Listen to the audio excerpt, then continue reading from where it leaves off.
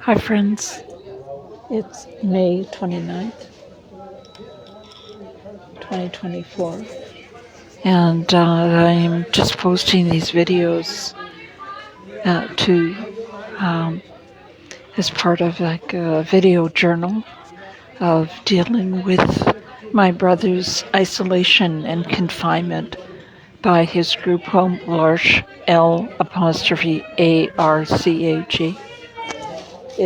That's a non-governmental organization and NGO that was started by two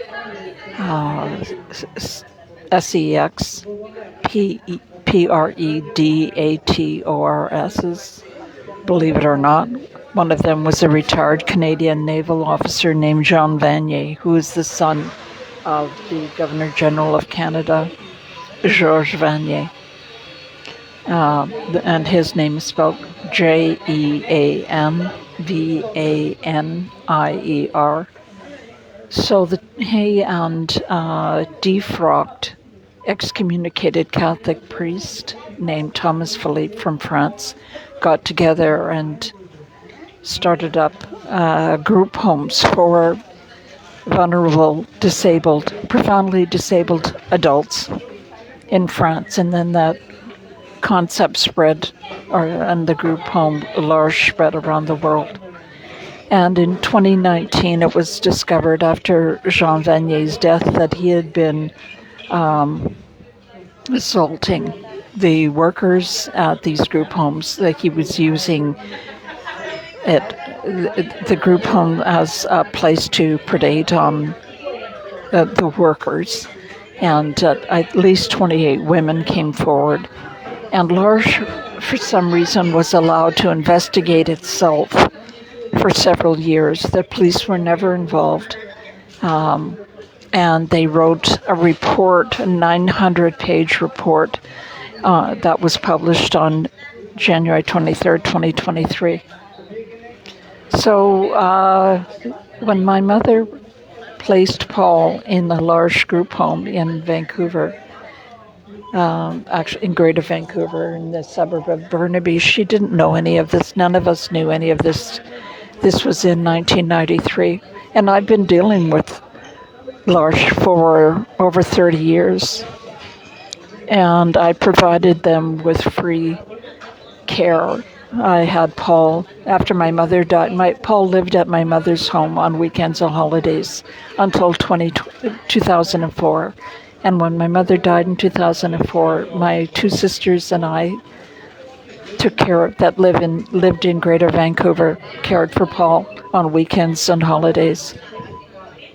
So between 2004 and 2015, I had Paul at my home approximately 1 to 2 weekends a month and on holidays, and I took him to Newfoundland twice to visit our father. So, I provided L'Arche with a lot of free care and support, and I had no real problems with them, and they had no problems with me.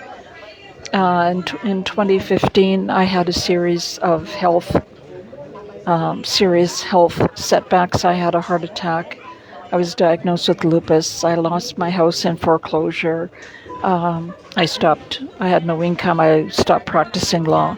So I had a cascade of very serious personal issues. And L'Arche never reached out to me, and they since lied and said that they didn't know how to reach me, which was not false. I've had the same telephone number since 2014. Anyways, so when I resumed visiting with Paul, I discovered that L'Arche had created a secret document called a representation agreement, where they say Paul gave away all his rights to my 81-year-old nun sister 4,000 kilometers away in Northern Ontario, who he had only met on a few dozen occasions over the course of his life. L'Arche didn't advise anybody else in the family. Paul had 5 siblings living at the time. They didn't tell anybody else but the nun in Ontario. And perhaps they liked the nun best because she actually gave Paul's entire inheritance to L'Arche and held nothing back for his own use or comfort. And she received charitable tax receipt for my father's estate worth $12,500. So about a year after I resumed having Paul at my visiting with Paul, so in February of 2022, I discovered the secret representation agreement, and I objected to it. And about 6 months after that, L'Arche terminated all of my contact with my brother except for a 10-minute telephone call once a week. This was done by their lawyer, Tara Britnell. And I fought tooth and nail to, using every legal recourse I could think of, complaining to every agency. I went to the Disability Alliance, all the Down syndrome organizations. But what I discovered is that fundamentally all agencies and legal services are controlled by and are supported by the British Columbia taxpayer, the British Columbia taxpayer. And so they just do what the government says. So I was not able to get a lawyer for Paul through the Legal Services Society, legal aid, that provides free legal support for criminals. I could not get a lawyer through the Community Legal Assistance Society, which provides free legal support for mental patients in hospitals. So Paul had never spoke to a lawyer at all. He had no legal representation at all. My sister's religious community is fabulously wealthy, and they can write everything off as a charitable income tax deduction, all their legal expenses. So they had two law firms, one in Ottawa and one in Vancouver. And I estimate that she spent about $350,000 in legal expenses. I'm not a lawyer anymore, not practicing anymore, and I had to pay. I couldn't write off any of the money that I spent. And she shouldn't have been able to write it off either, but I believe that she has. I don't know, but I believe that she has. So I lost at Supreme Court after a 4-day hearing, and I lost my appeal on March 28th of 2024. And within 26 days, on April 23rd of 2024, Paul died. So he was dead within 26 days of the Court of Appeal decision dismissing my appeal of the decision appointing the nun as his guardian. And she never restored visits. She said that she would, but she never did. And she still lives. Paul was sent. I've been told that Paul had a stroke. I was told by my sister's Vancouver lawyer that Paul had a stroke I was told on April 15th, but he had the stroke on April 13th, according to my sister.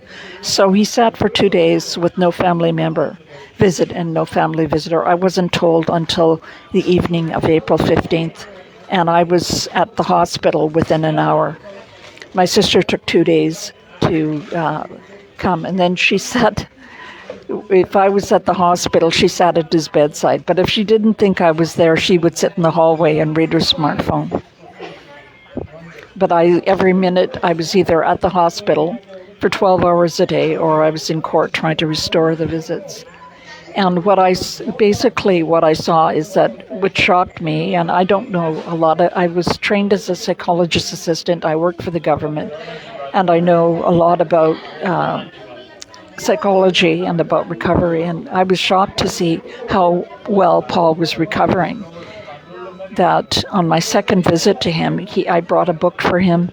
He grabbed the book from my hand and turned the pages. He sat up in his bed and turned the pages. He squeezed my hand when I said his name. So he was recovering as the vast majority of stroke patients do in this day and age. Stroke is not by any means a death sentence. But I know my sister's strategy. What she does is she has virtually no involvement in anyone's family life. But if she thinks somebody in the family, like siblings or my parents, is dying, She flies in and she speeds up their death. And after I posted an entry on Facebook saying that Paul had sat up and grabbed the book from my hands and was looking at a book, the next time I was allowed to visit him at Burnaby General Hospital, she said, "Say goodbye to Paul. He's dying." And I knew, So what I believe happened is that she instructed the medical staff, and I have no way of knowing otherwise, but I know her modus operandi. And what I believe she did was that she instructed the medical staff to sedate Paul to death. And he just, his health was so fragile and his recovery was so fragile that without me by his side, I mean, who's to say if I had been by his side, he would have had the will to live and he would have recovered as most stroke patients do. The cab driver that took me to the hospital said that his mother lived for 16 years after a stroke that completely immobilized her. And a visitor at the Burnaby General, another visitor for a different patient, told me that his brother had recovered from a stroke and they had virtually no symptoms left, like he was back to normal.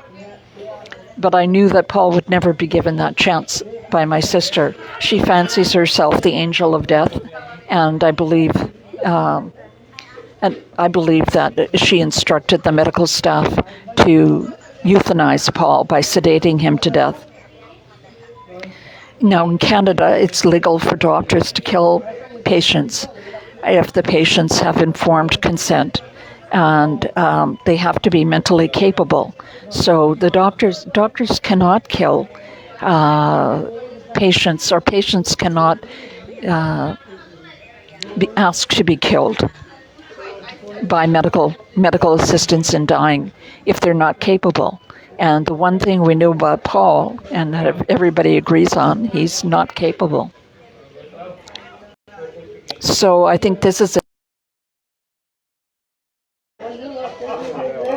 Anyways, so Paul, I was told by my sister, by email of course, that Paul died on April 23rd at 10:15 a.m. If there was a funeral, I was not invited to it. And that was her modus operandi with all other family members. I wasn't informed of their death or invited to their funeral. So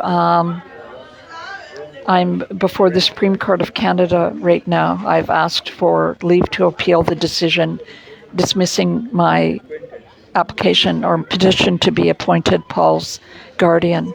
And what I'm asking them to do is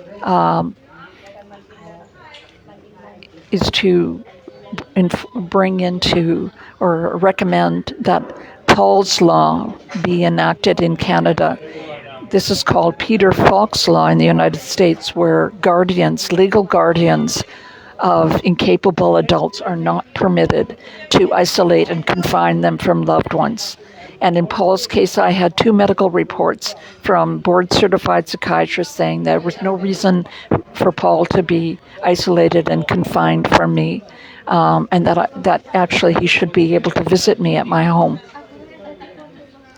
So I'm hoping that some good can come from Paul's death, that no other family member is ever put through the pain and suffering that Paul and I had inflicted on us by my evil, psychopathic, sociopathic nun sister. I'm